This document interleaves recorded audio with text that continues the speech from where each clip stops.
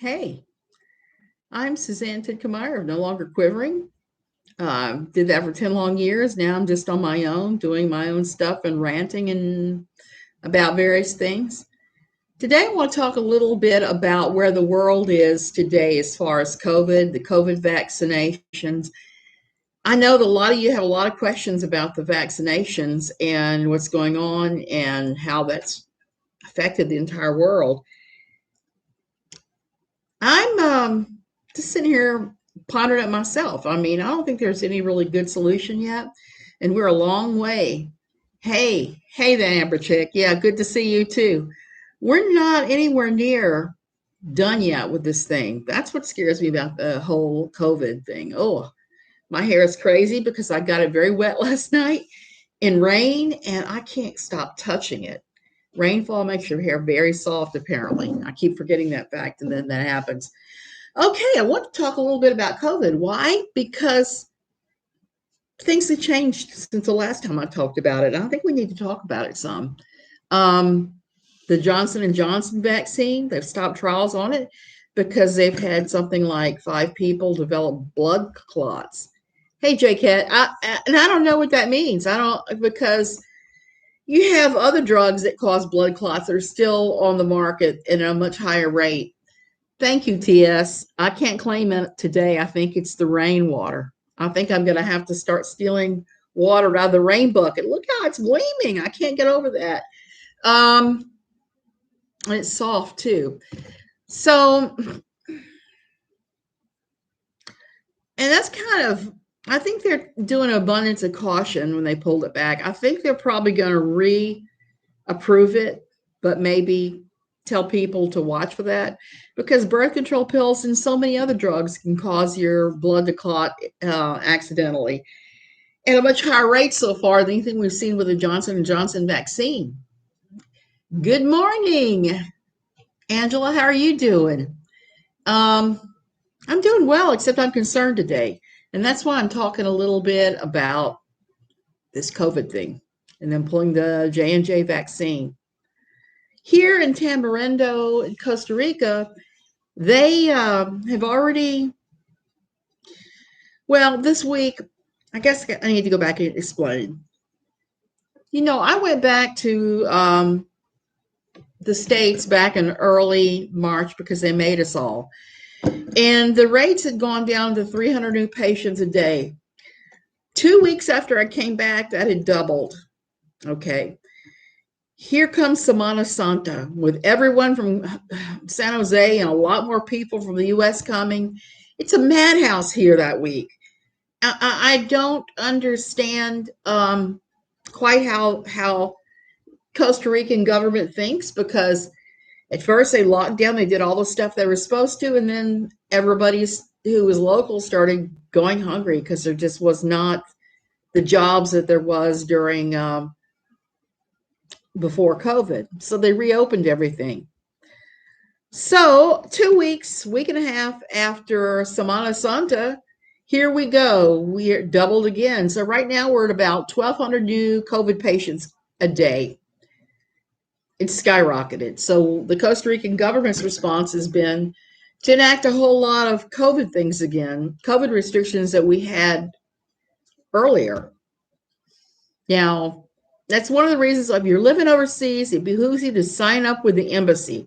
Tell them you're going to be here, tell them where, tell them when, and sign up for their daily emails, because you'll know stuff like that the roads are closed because of some government shutdown or strike. Tico Times only listed our vehicle restrictions. That was it. They didn't list the other restrictions, like Nicaragua is now decided to require anyone crossing the border to have a negative COVID test. That's a new requirement. Things like that aren't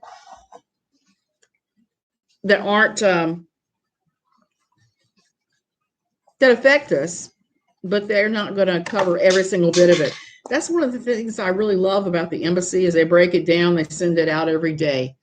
And I know in Australia, they have had some shutdowns, and other places have had shutdowns.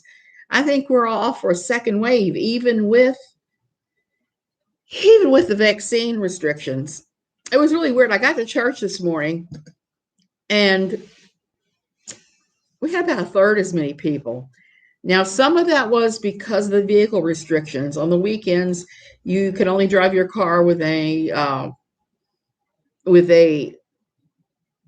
even license plate on Saturday and odd license plate on Sunday. We only have an even plate, but we went any one way today because it's early enough where you're not going to get caught. And I figured if I got caught, we just pay the ticket. It is what it is. And we had things we had to bring to church. Next week is going to be my husband going by motorcycle because he has a motorcycle with an odd plate and me staying home. Anyway, long story short, last Sunday, I did not go. I went to church and I wasn't allowed, wasn't able to go in. And the weekend before I wasn't either because somebody had a rescue dog there. I love dogs. Don't get me wrong. I do love dogs. But here's the thing. There are certain breeds of dogs. I'm super allergic to their hair. This emotional support rescue dog was a long-haired poodle. And I just started wheezing immediately. So the first Sunday I left. I just said, no, I can't do this. It said, oh, come sit out here. We'll open the doors. You can sit outside and watch the service. And I just said, look, that is not an option for me. That's just, it is what it is. I'm going to just go. So that's what I did. Last Sunday, I walked up the incline. I got in the church, got right inside the door, and I could feel something grabbing my vocal cords, tightening my lungs. And I looked over there, and it was the woman with her emotional support rescue poodle. Anyway, so I've been in talks with the board here about what that looks like because none of them realized at the time, and I pointed out to them, ADA accommodation laws in Costa Rica take them from U.S. So anyway, long story short, today she wasn't there. Apparently she has an even plate, and this is somebody that just started showing up. So, and I've talked to them, and they've come up with a plan finally. The church has decided to put the rescue dogs out on the balcony, which I think is a good idea. And I can handle with that. But anyway, here I am at church, not last week, and I didn't go. I heard in the middle of the week that 2 of our church members had COVID. Well, here's the drag. Costa Rica has a law in place saying that anything you do indoors, you must wear a mask the entire time unless you are eating. So the church has violated this. I'm like, today, myself and 2 other people had masks on. Everybody else was unmasked. But we only had a third as many people because not just a vehicle restriction, but we had these 2 people that had come down with the COVID and been diagnosed like last Tuesday. One of those 2 is now on a ventilator right now and not expected to make it. This is why we need to keep away from people. This is why we need to keep masking. This is what frightens me right now. We've been doing this so long now that people are getting tired of following the rules and they're starting to just not follow them. And it's having this horrible effect and so I get there and I say, hey, where's X, Y, and Z? I've been on worship team. I've had some issues lately with it. I haven't been on there the last 2 weeks, but before that, I said, hey, where's the team? Turns out that in this COVID denying thing going on up at church, nobody is wearing a mask, and there's a huge number of people, the entire worship team, save myself and the drummer, most of the board, and a lot of other people at church are now under quarantine because they were exposed very directly to this couple.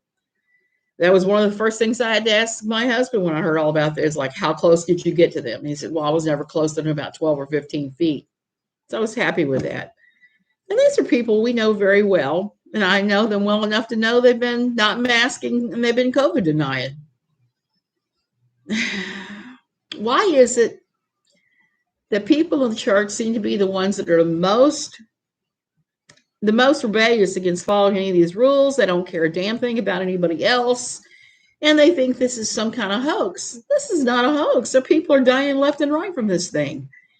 And the thing that is frightening to me now is we've had 5 different shifts of this thing where it's shifted into something else. That's what viruses do. They evolve.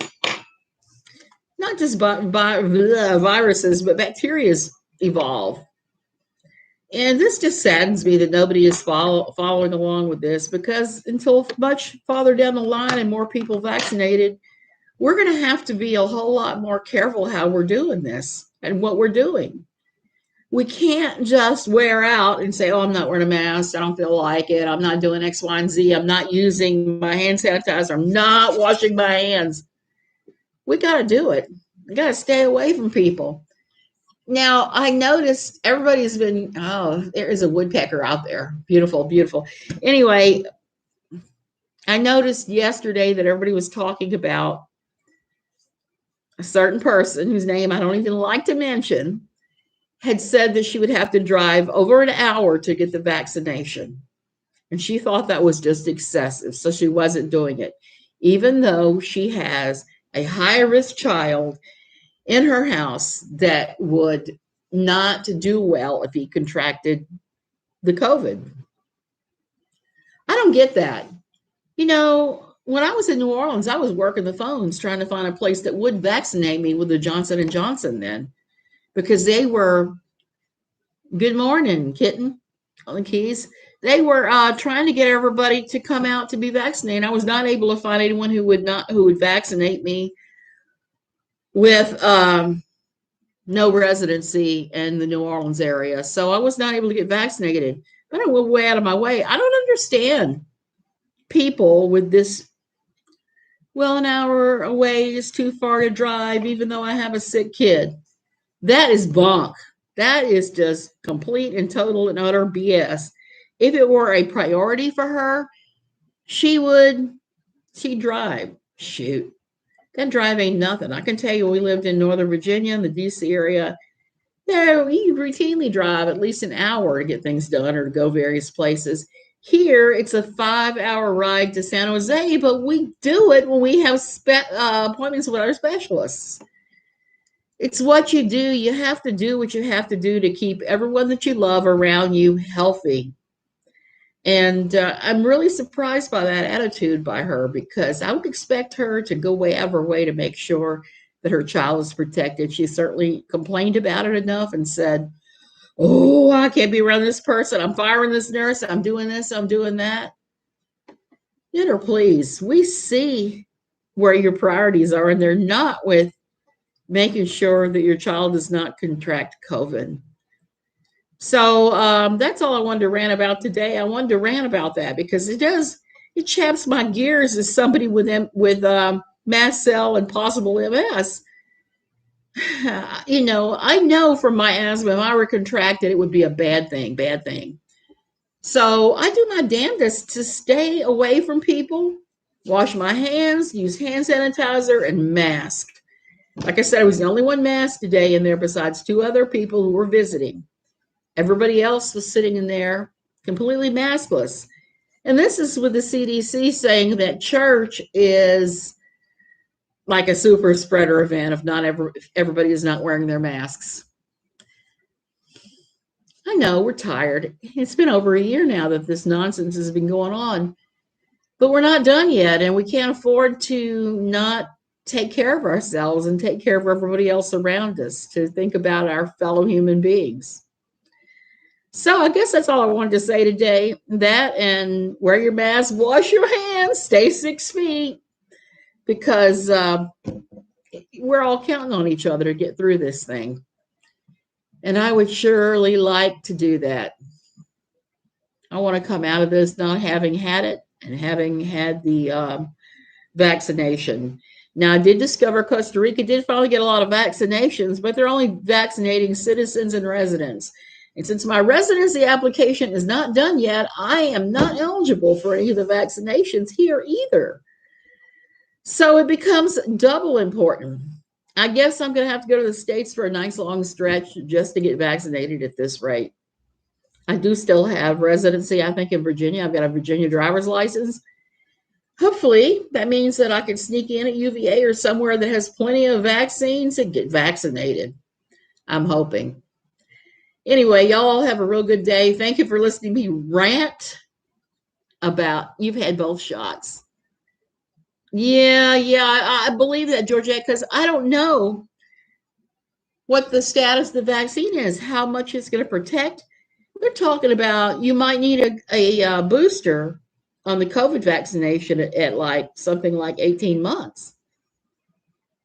We're just off the chart. We're in a completely uncharted territory with this thing as far as the vaccines go, because a lot of the vaccines are using a biologic approach, and I don't have a problem with that. I've used biologic medicine, I've said before, but at the same time, we're off the charts of the fact that normally when they come up with a vaccine, there's this long testing thing that the FDA makes you go through, and before they'll declare it safe. And even then, it may not be safe. That was the case with Xolair. I started taking Xolair injections when it was still experimental through the FDA, and they approved it.